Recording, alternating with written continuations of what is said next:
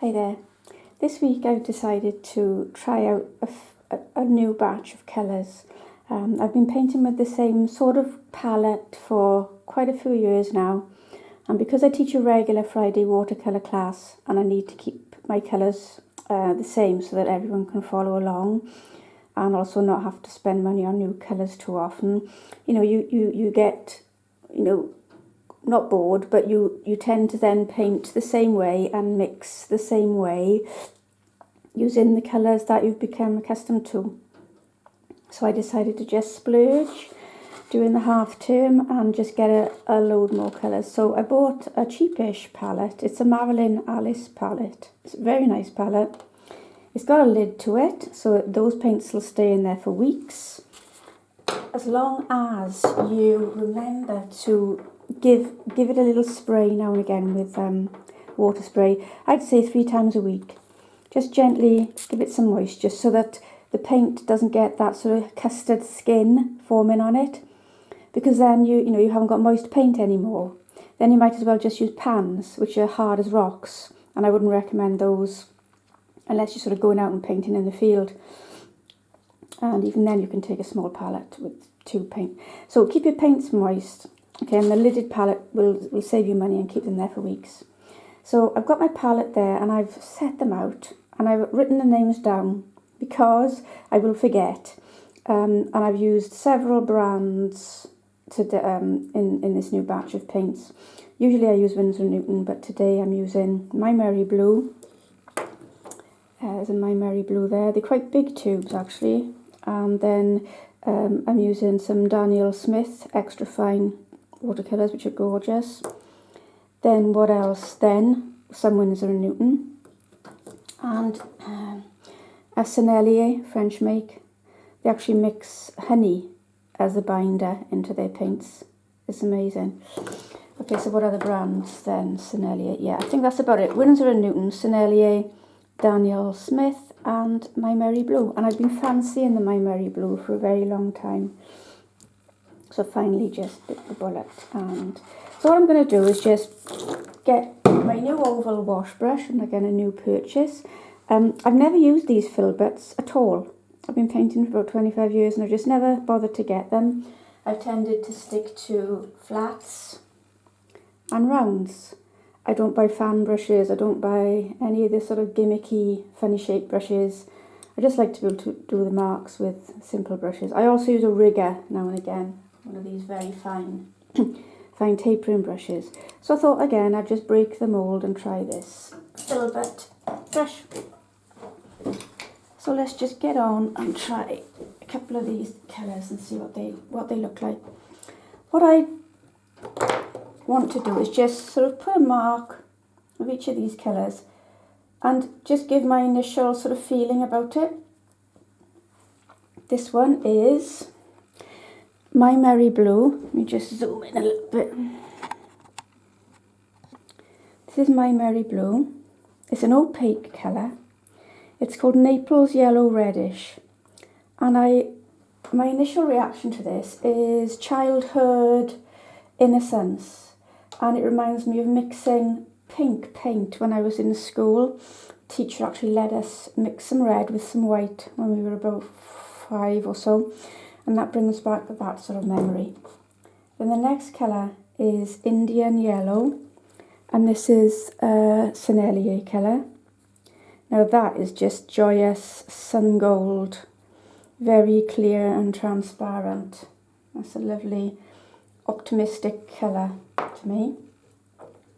Then the next one, I'll just zoom in a bit.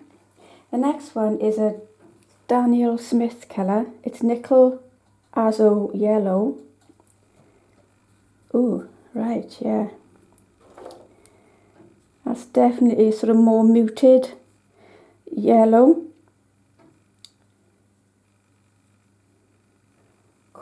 It sort of has a metal look about it. Well, it probably would if it's called Nickel Azo. So the next one is Pyrrol. Again, this is a Daniel Smith colour. Transparent Pyrrol Orange.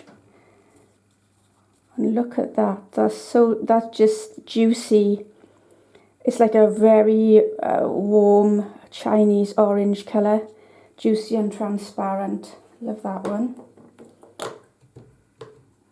Very sensual colour, I'd say. Then the next one is Opera Rose. I've been fancying this colour for many years, and I've never got it because I've heard that it's not very light fast. Well, I think I'm just going to live with that because that colour is just the most beautiful clear pink and would make, you know, fabulous flower colour. Or if you're doing Caribbean scenes, you know, that would be lovely to paint a hibiscus flower in, for example. I like that. Then the next one is a Maimeriblu colour. It's called Tisano Red. And I think Tisano is Italian, because these are Italian paints, by the way. Tisano is Italian for gypsy, like similar to Gitan in French. This is a more sort of muted colour. I'm feeling that it's not as explosive on the paper as definitely these first four. It's much more sort of sedate. It's going on. It's a little bit chalky, but it has a nice old-fashioned sort of boudoir pink feeling about it. I quite like that. I do like opaque paints. Even though I'm a transparent watercolourist, I do like opaque because it gives me that sort of chalky feeling. But if you use it too much, it can make your paintings look a bit matte and flat and takes the life out of them. So the next colour is a Winsor Newton one, which is Potter's Pink. And again, I fancied this one for a long time, but I've just held back thinking, oh, it's a very pale pink, it's a bit muted, it's hardly worth buying it because it won't give you much. But I think these individual colours have characters of their own. And again, this is quite a chalky, quite a sort of inert feel on the paper. It's just sitting there. But again, it's got this sort of little sort of poetic, romantic feel about it. I quite like that one. Right, the next one is Rose Ultramarine, given to me by my friend Jude for a birthday. Thank you, Jude. And this is Daniel Smith again. Very high quality, artist quality paints.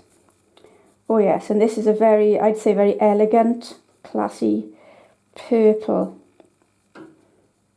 Very nice, I like that. Has a sort of, again, it's quite quiet on the paper, it's not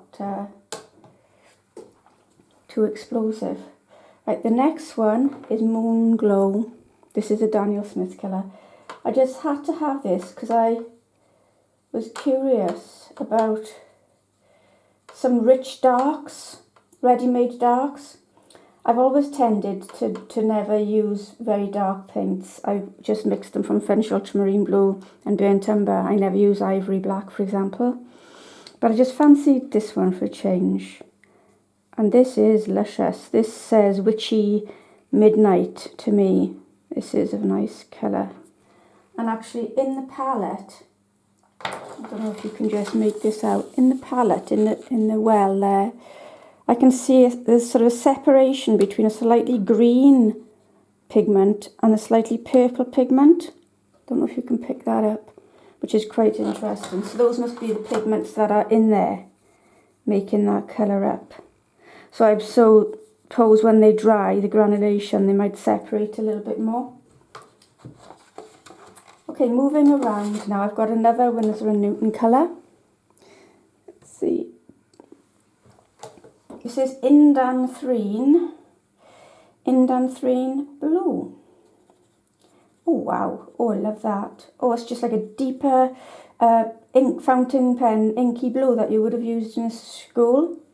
I love that, that's very nice. Very confident and sort of reassuring colour for me, I like that. Then the next one is a Daniel Smith. Maimeriblu Genuine.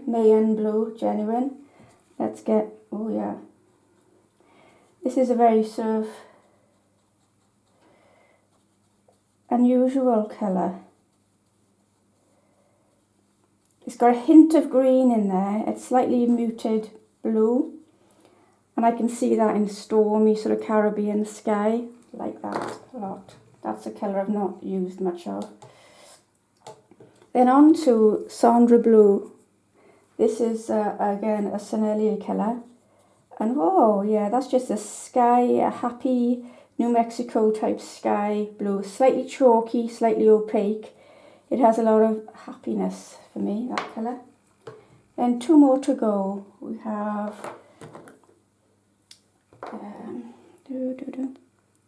yeah, this is a Maimeriblu colour, an Italian colour again. It's called Green Blue. Let's have a look at that. Right, that's quite a... It reminds me, it's sort of like an army colour. Quite strident. I like the way that's flowing on the paper. And then last of all, a Winsor Newton colour, Cobalt Green. Oh, and that's quite opaque as well. That's nice. It's like quite sort of green. It reminds me of, you know, potting sheds and gardening. It's like quite a British countryside colour to me. That's my own personal response. Okay, so there I've got 1, 2, 3, 4, 5, 6, 7, 8, 9, 10, 11, 12, 13, 14. Plenty of colours to play around with. And what I will do myself is I'll just try mixing colours together. I mean, that's a lovely soft sort of grey there, isn't it, of that pink and that green. Then let's try the blue with this Pyrrol orange, and that'll give us a lovely, interesting soft grey. I mean, now is the time to start experimenting with these colours. Just drag one into the other and see what happens. See which colour is the dominant one. Some colours flow into one and another colour will not flow into it. So if they flow in, they're sort of more dominant. Let's have this yellow with this dark blue. Right, so that's quite a muted green, quite a soft green. And I'm dying to try this milky white with this blue. So I'll pull the white over first and then get a bit of the blue in. Oh yes, that's a very sort of dreamy cloudscape sort of colour.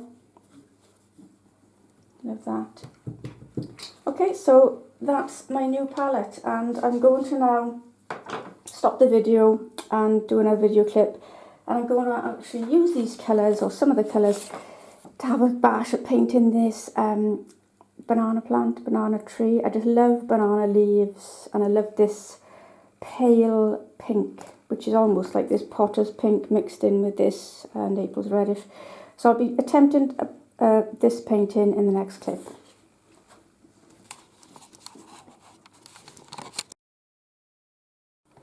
Hello back. In the second half now I'm going to do a drawing of some banana leaves. There. On just a piece of, it's pre-stretched 100% cotton rag, Arche hot pressed paper. It's just scrap left over from a demo I did.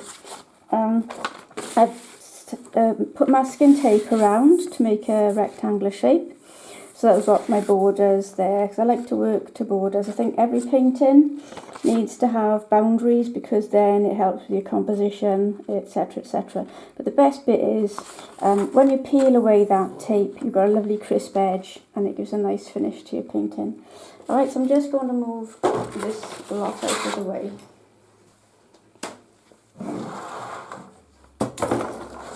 So first of all, I'm going to do a very loose contour drawing of the banana leaves. A contour drawing is where you look at the image more than you actually look at your paper. And so that means that you end up with something that's quite loose.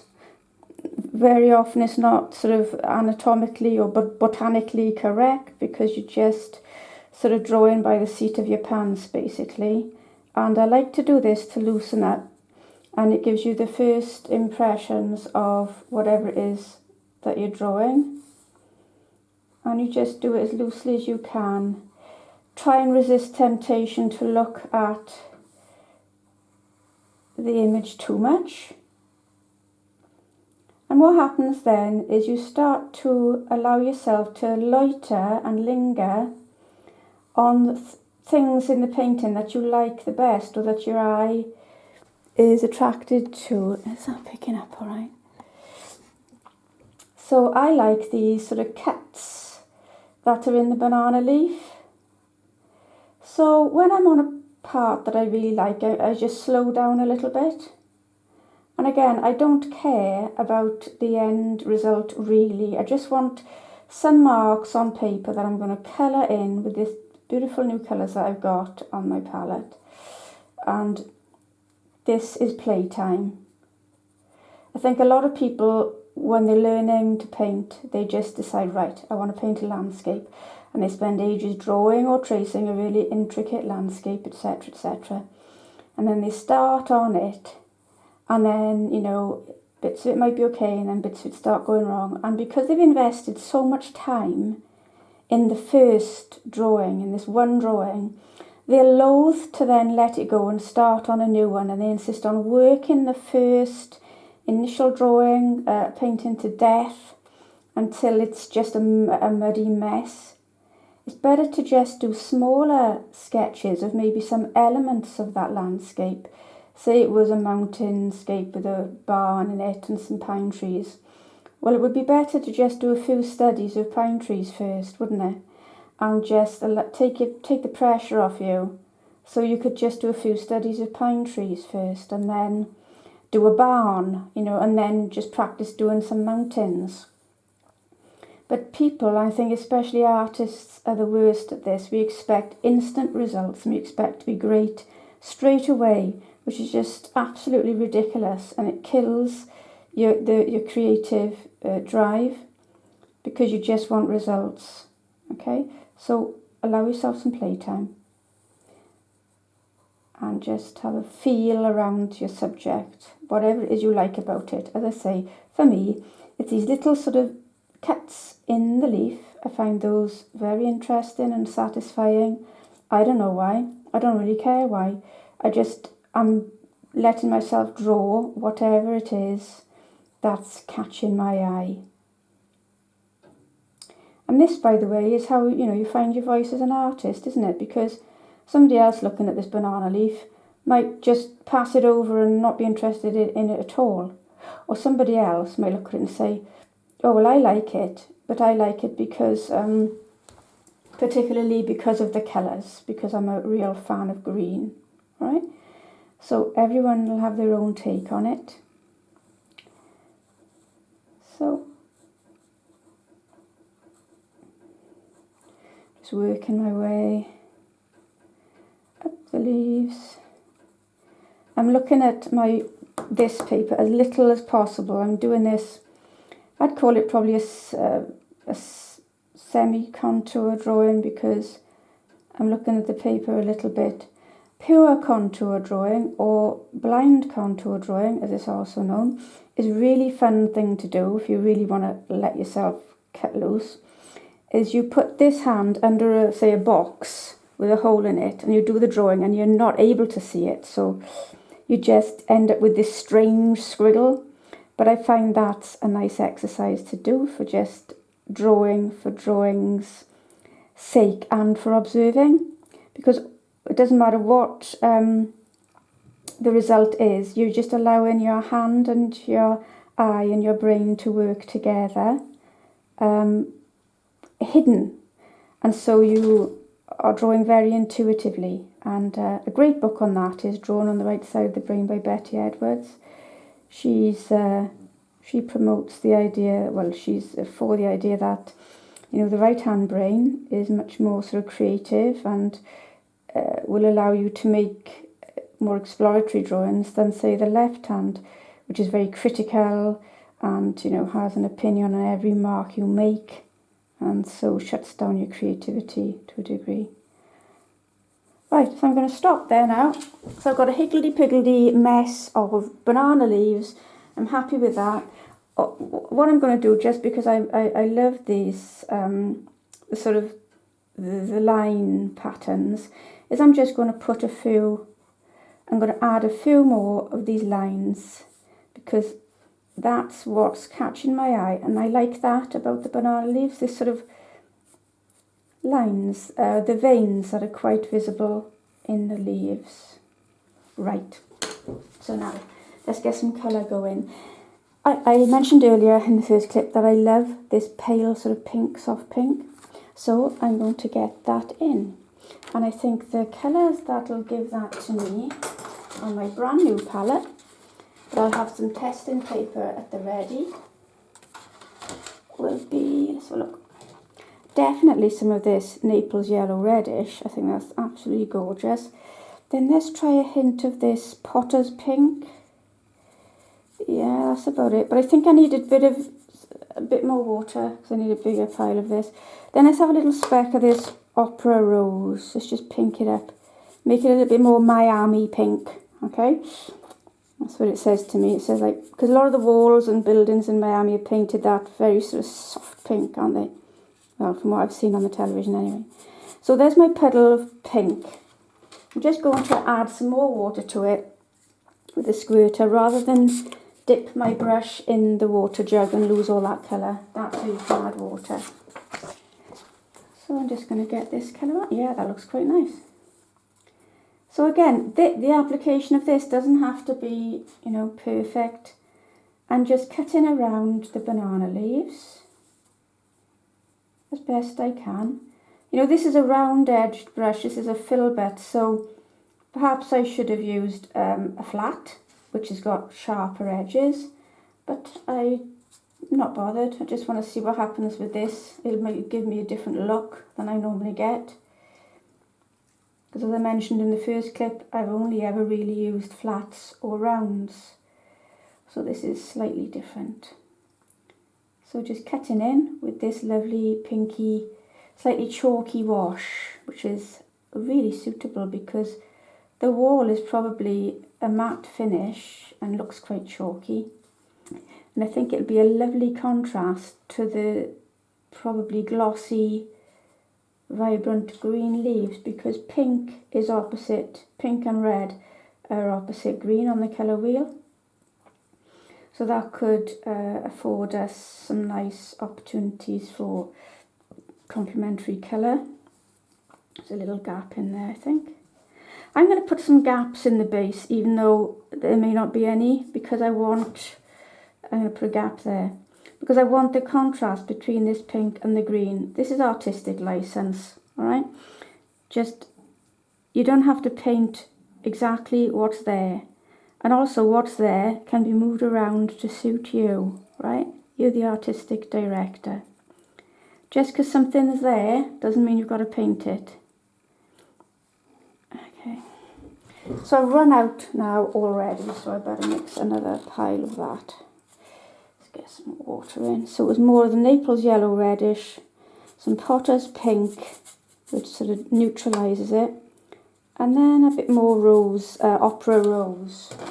What I'm going to do, just to change things up, is to add a few bloppy marks of this slightly stronger second mix to the first application, and that'll give me a little bit of contrast in the wall colour.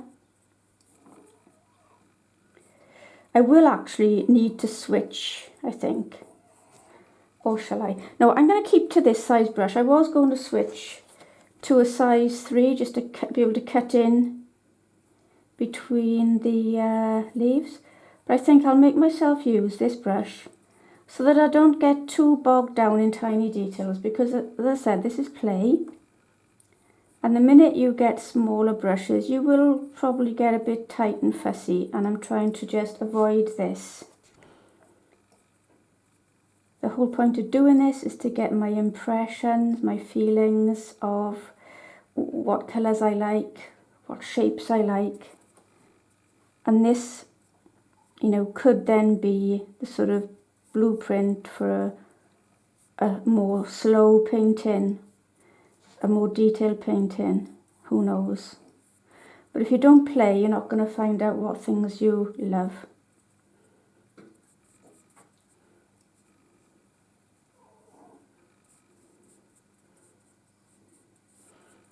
I mean, you know, if you got favourite music, stick that on. I'm not putting music on because I can't talk and have music on at the same time, or you won't hear. So already I'm liking that. But I can just see down in there, it's sort of a yellowy gold colour. There's the yellowy gold, and it's definitely paler towards the top. So what I'll do is add a little bit of this, let's try that colour. Yeah, that's about it. Down in there, probably a warm light bounce from the ground. So I'll just add that in some places. And there. And that gives a little contrast. I'm just going to put it wherever else I feel I want it as well. Right, so I'm going to rinse my brush now. And to just diminish that pink, I've moistened my brush really well to clean all the colour out. Now I'm drying it. So now I've got a thirsty brush. If I just pat it in like that, it takes some of the colour down. There. Okay, and now I'm going to let that dry completely, and then we'll be doing the banana leaves. So the next part's up soon. Okay, we're back with the next part of painting these banana leaves, banana trees. So it's bone dry now, the pinkish background with a little bit of yellow in it has dried. So what I'm going to do now is start pushing in some greens. And the lightest sort of yellowy greens I can see there, I'll put those in first. Then I'll go to some sort of like emerald greens, then some much darker, almost olive greens. In fact, if you turn the picture upside down, you can probably see the tones and the colours more easily because you're using the right hand side of your brain. So that's definitely more turquoise emerald, I'd say. And that's definitely a very muted, almost blackened green there. Alright, so that's all I'm bearing in mind. For this, you know, painting, I didn't even do a tonal sketch. This is just pure play. So we can get into all the tonal sketches when we come to do a more sort of finished painting, but this, I just wanted to jump in with impressions of colour.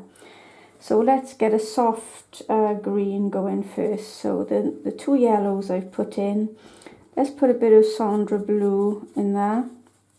That's a nice, actually that's just a perfect colour for the initial. I'm seeing that as this very light yellowed green.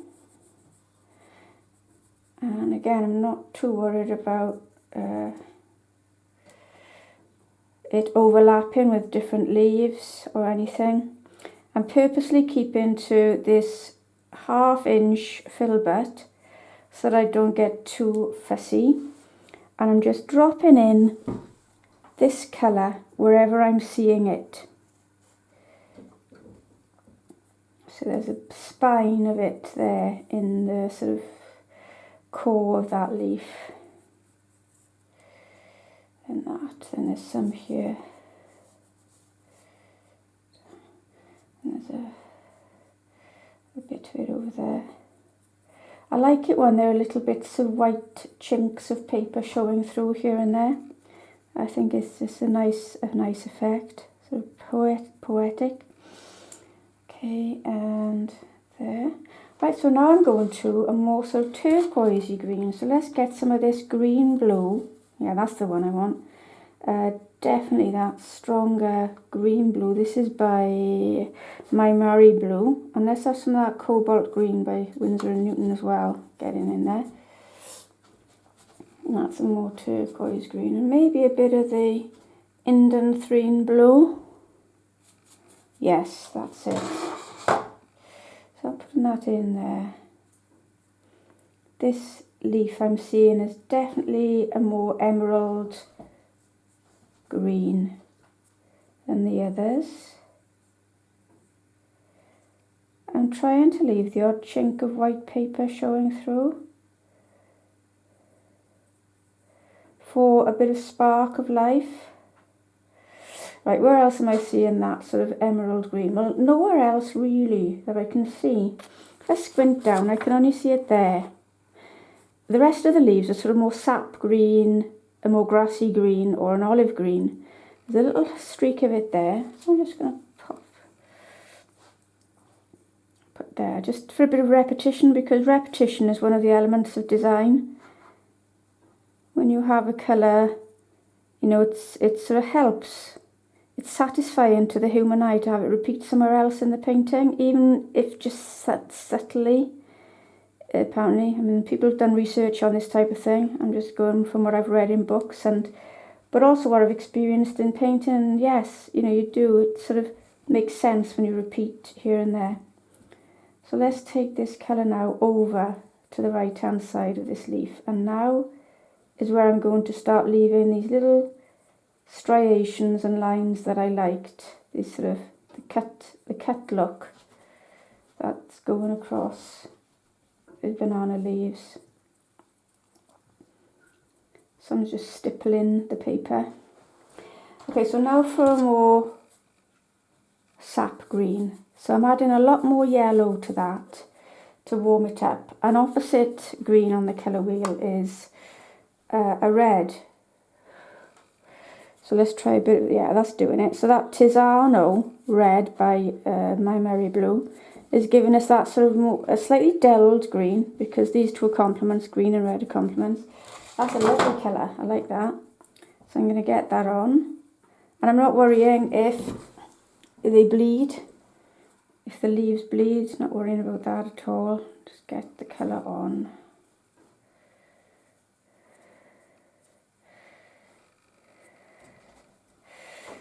And I'm going to carry on now, completing some of the other leaves.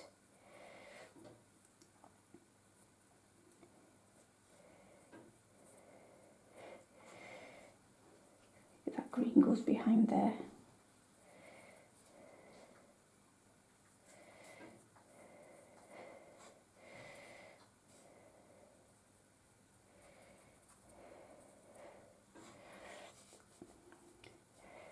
Because I placed this lovely soft green earlier, I'm going to make sure I leave some of it showing through in the leaf. So I'm just painting over and leaving the odd little gap to leave that lovely green have its day. And also it gives me banana leaf shape. And banana leaf, sort of typical banana leaf characteristics, which are these sort of stripes.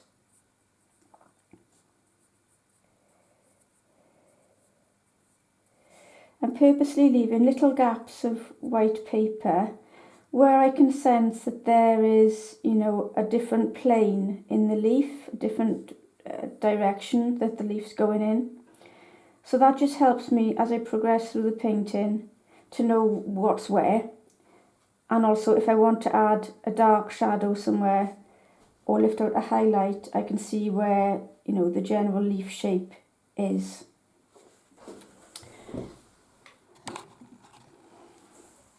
So this one had a bit of shadow under there, and then that would taper away. And it had a core there. Okay, so I'm running out of colour now. So let's mix up some more then. So let's have a slightly different green now. I'm going for this, let's try the indanthrene blue. Oh yeah, look at that, that's really dark. Let's put some really strong darks in now then. Well, that's really dark in there. There. You know, wherever they jump out at your eye. In fact, I'm going to add a lot more indanthrene blue to make these really dark. Let's zoom in. Oh, this is much darker in there. This leaf, which is behind the sort of emerald leaf. That's a very dark green. Okay, and then we have missed this leaf out altogether actually. Okay, let's get some dark green in here then.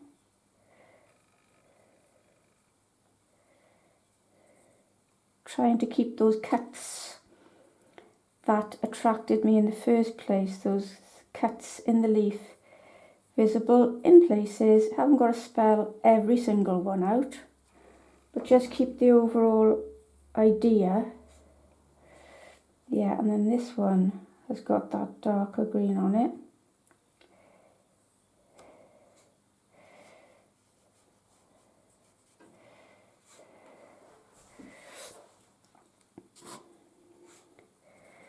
And this one is dark.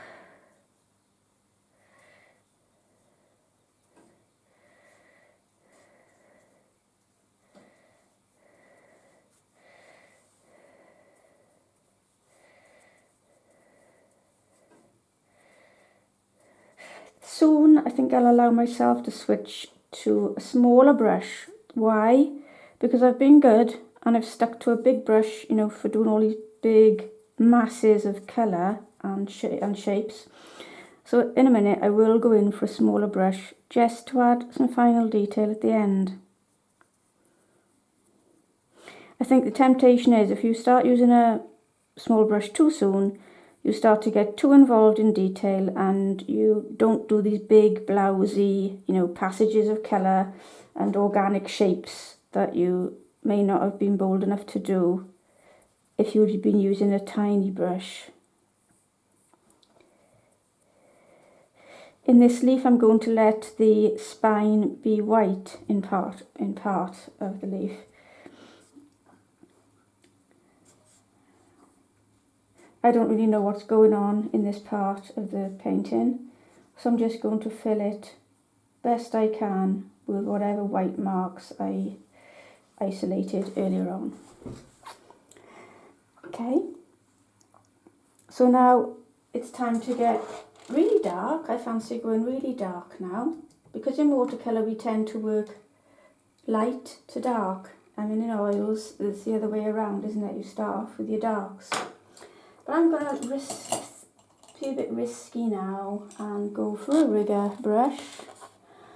And I'm just fancying going for this Mayen blue-green, Mayen blue. I need a lot more moisture on that. I want it to be quite runny because I'm going to use this as a sort of outline. And then the Indam 3 in blue. You see that's got a little rich blue, but I want to make a lot of it because I need it to last the whole painting without me having to mix up more again halfway through. So more of the Mayen green. Right, and for this I'm going to work upside down, so you'll have to bear with me. You can stand on your head if you want, or you can just twist your head, or just try and accept that it's upside down while I do this next bit. I like to work upside down because it frees up, you know, your normal way of seeing things. And now I'm just looking for things that I might have missed out, like some stalks. There, that's definitely, I want that to be a lot darker.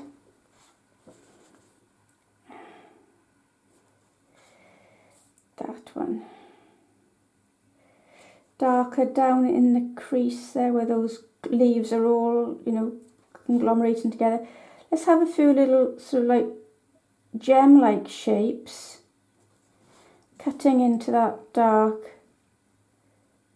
area there. I fancy doing that.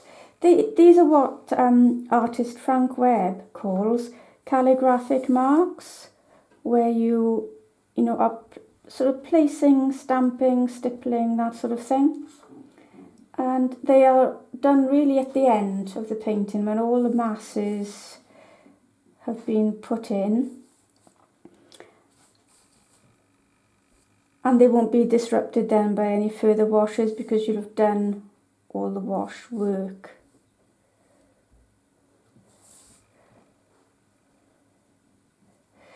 I'm using them to really emphasize some shapes and patterns that I like about the banana leaves.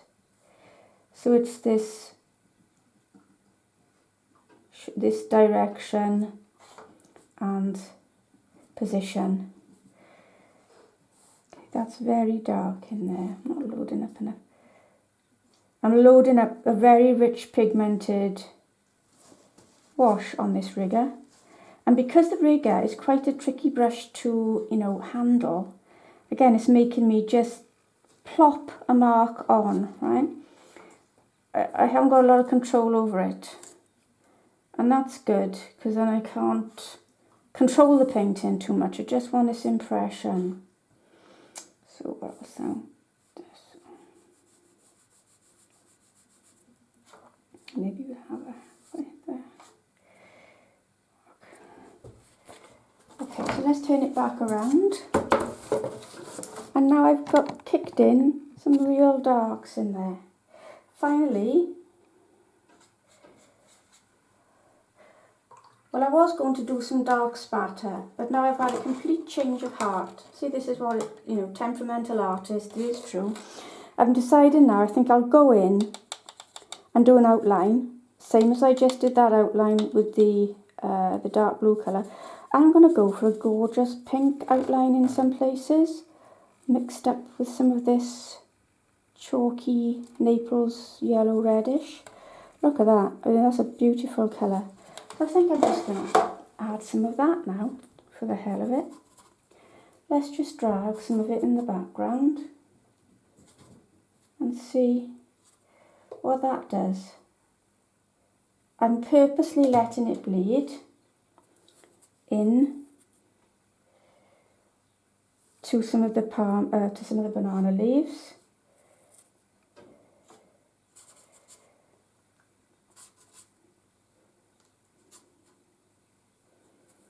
Doing this as well helps you get the feel of, how these paints react, what their character is. Let's have a few tiny little gems of that pink, the hot pink, just down in the base, just some little marks. And now, finally, I feel like I just want to do a spatter with this hot pink, and I'm going to go for this Tisano pink as well. That's probably a bit too much. Okay, well, it jumped onto the brush, so I guess I'm going to use it. This will be quite a strong red, and I'm going to spatter it all over the painting.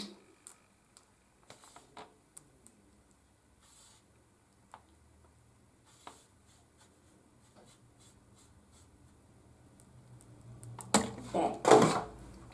Okay, so I'm happy with that now. Just want to let it dry a little bit more, so bear with me a sec while I just give it a little hair dry. No, I think it'll be alright actually. Okay, so I should let this dry, but for the sake of finishing this demo now, I'm just peeling away masking tape, and now we get a lovely crisp edge to our playtime piece. And you need that, I like that sort of crispness on the edge. It gives the painting a little bit more of a sense of finish. There we go. And that's just experimenting with my new colours. If I zoom in, okay. I like that, just as a bit of fun, and I might make it into a little postcard and keep it in my postcard stash. Okay, so have a play around with a subject that you love, draw it really loosely, then just let rip with colours that you love, working light to dark if you want to, and just try and see the main lights and darks and see what comes out. The next thing I might try and do with this is do a slower drawing and do a more thorough tonal sketch, and then paint it more slowly and maybe over a period of days and see what that gives me. But either way, I'm working with a subject that I love and which excites me, and that's a good way of, starting to find your artistic voice. Thanks for watching.